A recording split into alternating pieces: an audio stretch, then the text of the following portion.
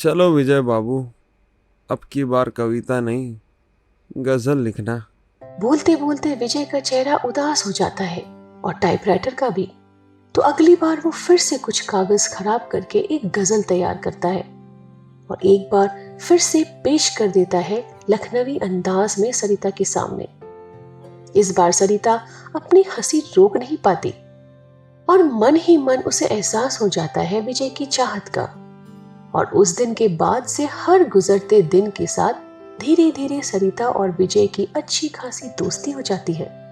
और ऐसे ही एक दिन जब सरिता अपने टाइपराइटर पे बैठी हुई अपने आप से बातें करते करते मुस्कुरा रही है और उसको इस तरह से देखकर उस टाइपिंग इंस्टीट्यूट की मेन फैकल्टी मेंबर वहां आती है और कहती है, क्या बात है सरिता?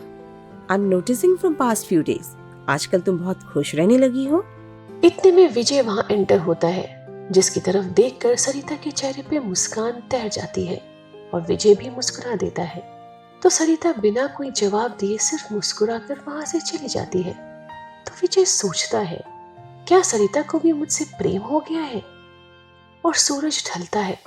फिर अगले दिन टाइपिंग इंस्टीट्यूट में लोगों की आंखों का खास आकर्षण सिर्फ सरिता थी, जिसे देखकर हर कोई हतप्रभ था कि एकदम सिंपल सादा रहने वाली, अपने काम से काम रखने वाली सरिता को अचानक से ये क्या हुआ है। उस दिन सरिता ने नया गुलाबी सूट पहन रखा था, साथ ही बालों को कुछ नया स्टाइल में बांधा था। विजय को सरिता का ये नया रूप बहुत अच्छा लगता है, तो वो अपनी भावनाओं को उजागर करने से रोक नहीं पाता और यकायक बोल पड़ता है, आज काफी सुंदर लग रही हो। Thank you. जवाब में जब सरिता ने मुस्कुराते हुए थैंक यू का फूल उसकी तरफ फेंका, तो वो उसे फूल नहीं बल्कि कामदेव का प्रेम वाला बाण लगा और उसका दिल किया वो खड़ा होकर नाचने लगे और जोर जोर से चिल्लाए कि मुझे प्यार हो गया है। ऊपर से भले ही वो शांत दिख रहा था, पर उसके मन भीतर ही भीतर प्रेम की नदी में गोते खा रहा था। वैसे जिंदगी की सबसे बुरी बात यह है कि जब आपको लगता है अब सब सही चल रहा है, तभी वो एक ऐसा मोड़ ला देती है कि सब कुछ उलट पुलट हो जाता है। ठीक ऐसा ही विजय के साथ हुआ। वो सरिता के साथ बहुत खुश था, लेकिन वो चाह कर भी सरिता को प्रपोज नहीं कर सकता था, क्योंकि वो कोई जॉब नहीं करता था, कुछ कमाता भी नहीं था। इसीलिए वो एक दिन एक ज्योतिषी के पास गया। गुरुजी, मेरी कहीं नौकरी नहीं लग रही, आप कृपया करके मेरी कुंडली देखकर बताइए ना, कब तक लग जाएगी? गुरुजी थोड़ी देर तक पत्रिका में कुछ देखते हैं, फिर चश्मा ठीक करके उसे देखते हैं और फिर पत्रिका में देखते हैं। विजय से ये देरी सहन नहीं हो रही थी। वो कुछ कहने जाए उससे पहले गुरुजी बोलते हैं, कुंडली तो तुम्हारी बहुत ही अच्छी है। लगन में शुक्र है, 10वें भाव में मंगल बैठा है जो राजयोग दिलाता है। ये सुनकर विजय खुश होने ही जा रहा होता है कि वो आगे कहते हैं, लेकिन एक परेशानी है। ये सुनते ही विजय की मुस्कान आते आते गायब हो गई। परेशानी ये है कि शनि अपने पिता के घर में बैठा है।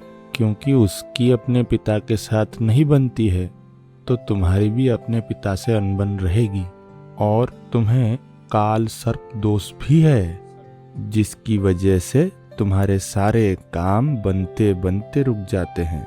गुरुजी की सारी बातें सुन के विजय को लगता है कि वाकई में गुरुजी को सारा कुछ समझते और जानते हैं। तो फिर उनकी हर बात पे विजय हाँ में सर हिलाता है। तो इन सब चीजों को ठीक करने के लिए सोमवार को नाग नागिन का चांदी का जोड़ा शिव मंदिर में चढ़ा दो। और प्रेम के लिए क्या करना है गुरुजी? तुम्हारा तो प्रेम विवाह ही होगा। उसके लिए मोर पंख रखो अपने पास, फिर देखो सब ठीक हो जाएगा। तो उसी दिन से पूरी तन्मयता से विजय वो सब कुछ करने लगता है जो जो गुरुजी ने बताया। पर कुछ बात नहीं बनती तो वो फिर गुरुजी के पास लड़ाई करने जाता है। तो वो कहते हैं, बेटा तुम्हें ओपल पहन लेना चाहिए, कम से कम 5.5 रत्ती का।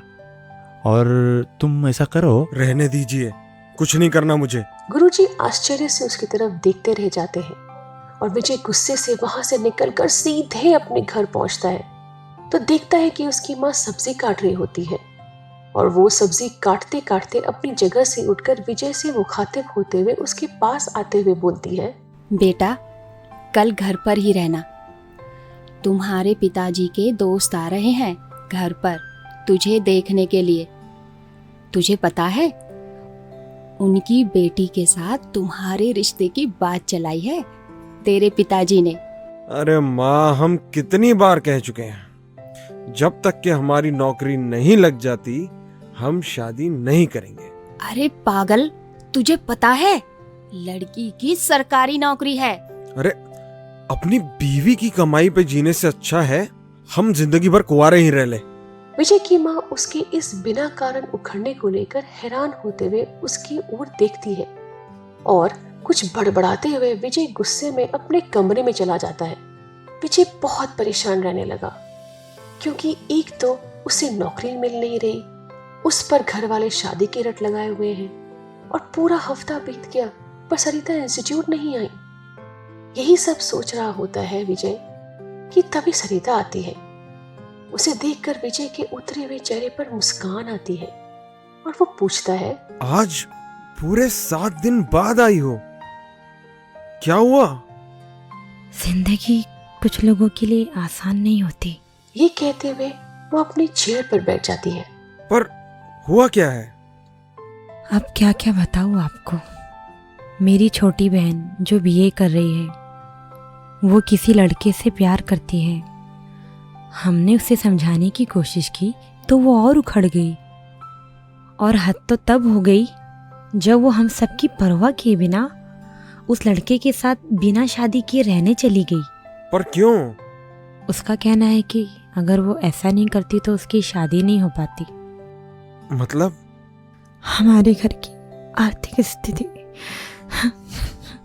इतना कहकर वो रोने लगती है। विजय को समझ नहीं आता कि वो क्या करे। सरिता ये महसूस करती है और खुद को संभालती है। देखिए, मुझे नहीं लगता कि आपकी बहन ने कुछ गलत किया और आजकल ये तो कोई नई बात नहीं। शादी करके जिंदगी भर एक दूसरे को झेलने से अच्छा है कि आप लिव इन में रहो। आपकी बात सही है। वैसे भी सपनों के राजकुमार तो सिर्फ फिल्मों में ही आते हैं। उसका इंतजार करने से अच्छा जो हाथ थाम ले उसी के साथ चल दो। पर माँ को ये बात समझ नहीं आती ना। हाँ, उनके लिए ये समझना थोड़ा मुश्किल है, पर ये कोई जरूरी तो नहीं कि वो जिसे ढूंढ कर लाती वो अच्छा ही होता। हाँ, सारी उम्र माँ को कोसती, इससे तो अच्छा जिससे प्यार किया उसी के साथ चली गई। सरिता की ये बात सुनकर विजय को लगा कि वो भी कह दे कि तुम भी चलो मेरे साथ, थाम लो मेरा हाथ, हम शादी कर लेते हैं, पर कह नहीं पाया। जानते हो, मेरी एक बहन 12th में है और मुझे पता है कि वो भी किसी लड़के से प्यार करती है और अगले साल बालिग होते ही शादी भी कर लेगी। मैं जानता हूं कि बड़ी बहन होने के नाते उन दोनों की जिम्मेदारी तुम पर ही है और तुमने ही तो कहा था कि तुम अपने घर के लिए बेटी नहीं बेटा हो। और सच कहूं तो अगर तुम्हारा भाई भी होता ना तो वो भी इतना नहीं कर पाता जितना तुम कर रही हो। टाइपिंग सीख रही हो जिससे तुम्हें कहीं दूसरी जगह बेहतर सैलरी वाली अच्छी नौकरी मिल सके। जितना तुम कर सकती हो कर रही हो। पता है, मेरे एक दोस्त की बहन की शादी उन लोगों ने एक बड़ी उम्र वाले के साथ तय कर दी थी, तो उसकी बहन अपने प्रेमी के साथ भाग गई। मैं उस वक्त वहीं था। मेरा दोस्त बहुत गुस्सा हुआ। तब मैंने उसे समझाया कि यार ये उसकी जिंदगी है और उसे पूरा हक है अपनी जिंदगी को अपने तरीके से जीने का। तब मेरे दोस्त के बड़े भाई ने मेरा साथ दिया। तो किसी के साथ भाग जाना बुरी बात नहीं होती और इंसान तभी भागता है जब उसके अपने ही उसे अपना ना समझे। विजय से अब रहा नहीं जाता। वो जैसे ही उसकी तरफ अपनी बाहें बढ़ाता है तभी सरिता उठती है और बाहर चली जाती है। विजय जाकर भी उसके पीछे नहीं जा पाता और वहीं बैठा रह जाता है और धीरे धीरे शाम हो जाती है।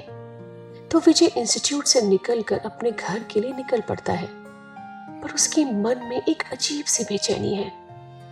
उसे लग रहा है कि उसे सरिता से एक बार मिलकर सब कुछ बता देना चाहिए।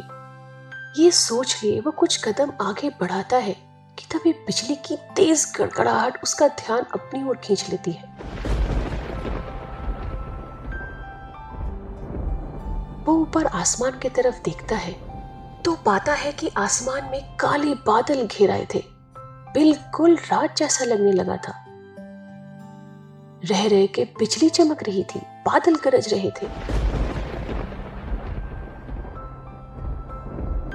ऐसे भयावह मौसम में भी सरिता से मिलना चाहता था, क्योंकि इंस्टीट्यूट से निकलते वक्त वो बहुत परेशान थी। इसी उधेड़ बुन में वो अपनी बाइक स्टार्ट करके कुछ ही दूर गया था कि हल्की हल्की बूंदाबांदी शुरू हो जाती है और देखते ही देखते बारिश बहुत तेज हो जाती है।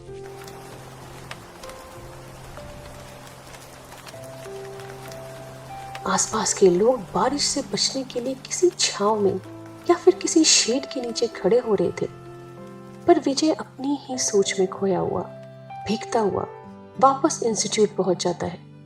पानी झाड़ता हुआ वो अंदर आता है तो उसे देखकर शिखा मैडम बोलती है, ओ माय गॉड, तुम तो बुरी तरह भीग गए हो। तुम्हारी आज की क्लास तो हो गई थी ना, फिर इतनी बारिश में आने की क्या जरूरत थी? जरूरत थी मैडम, पर शायद आप ये बात नहीं समझेंगी। तुम शायद भूल रहे हो कि मैं यहाँ की सीनियर फैकल्टी मेंबर हूँ और मैं सब समझती हूँ, पर तुम जिसके लिए इतनी बारिश में भीगते हुए इतनी दूर तक आए हो, अब वो यहाँ कभी नहीं आएगी। ये सुनकर विजय की मानो सांसें रुक जाती है। उसके चेहरे का रंग उड़ जाता है। मतलब क्यों नहीं आएगी? देखो, वो तो मुझे नहीं पता, लेकिन उसका फोन आया था और उसने ये भी कहा कि मैं तुम्हें बता दूं। वो कभी नहीं आएगी। ये बात विजय को किसी गहरे कुएं से आती हुई महसूस हो रही थी। अब वो यहाँ कभी नहीं आएगी, अब वो यहाँ कभी नहीं आएगी। विजय वहां से बाहर आता है और उसी तेज बारिश में भीगता हुआ चलने लगता है।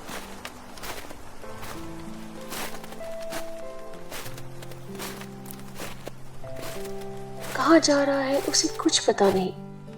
उसे बार बार वो नहीं आएगी ये आवाज इको हो रही है। अब वो यहाँ कभी नहीं आएगी, अब वो यहाँ कभी नहीं आएगी, अब वो यहाँ कभी नहीं आएगी। और उसी कमजोर बदहाल अवस्था में टूटते हुए जज्बातों के साथ वो अपनी बाइक वहीं भूलकर धीरे धीरे अपने घर पहुंच जाता है। लेकिन उसका पूरा शरीर बुखार से तपने लगता है और उसके पूरे शरीर में तेज कंपन होने लगती है, जिससे वो धड़ाम से नीचे गिरता है और उसकी माँ चिल्लाकर भागती हुई उसके पास आती है। दिमाग खराब हो गया है कि तेरा? इतनी तेज आंधी तूफान में कहाँ मरने गया था? देख कैसे ठंड से कांप रहा है। चल कपड़े बदल कर लेट जा, मैं तेरे लिए हल्दी वाला दूध लाती हूँ। और उसे किसी तरह कमरे तक लेकर जाती है।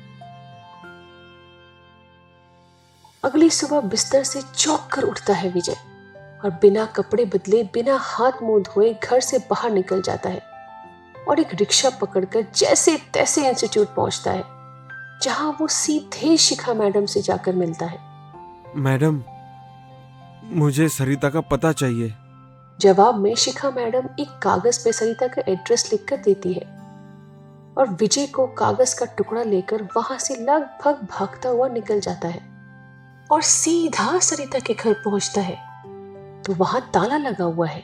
वो आसपास देखता है और एक आदमी से पूछता है, सुनिए जी, ये सरिता जी का ही घर है ना? हाँ, पर वो अब यहाँ नहीं रहती है। वो तो अपनी माँ के साथ कहीं और चली गई इस घर को बेचकर। अच्छा, तो भाई साहब, क्या आपको पता है कहाँ गए होंगे वो लोग? जी नहीं। जवाब सुनकर सन्न रह जाता है विजय। विजय एक बार फिर उदास हो जाता है और निराश कदमों से अपने घर की तरफ चल देता है।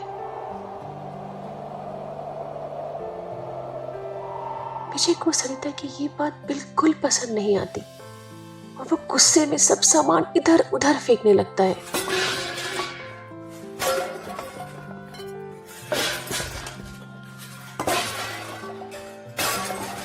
और फिर थक कर जमीन पर बैठ जाता है। वहीं उसको वो कागज मिलती है जिसमें उसने कविता लिखी थी सरिता के लिए। वो उसे देखता है और फिर उठता और कागज पेन लेकर कविता लिखने बैठ जाता है।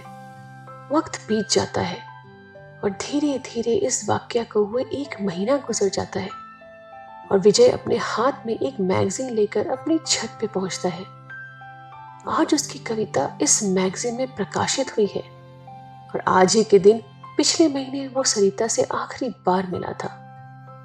उस मैगजीन में छपी अपनी कविता को पढ़ते हुए उसकी आंखें नम हैं।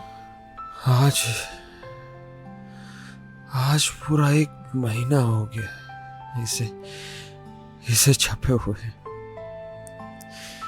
पर ना तो तुम्हारा कोई फोन आया और ना ही कोई चिट्ठी। कहाँ हो तुम सरिता, कहाँ हो? क्या तुमने मेरी कविता पढ़ी ही नहीं? विजय अपने आप से बातें कर रहा होता है और विजय सरिता के ख्याल में डूब जाता है, डूबते हुए सूरज की तरह।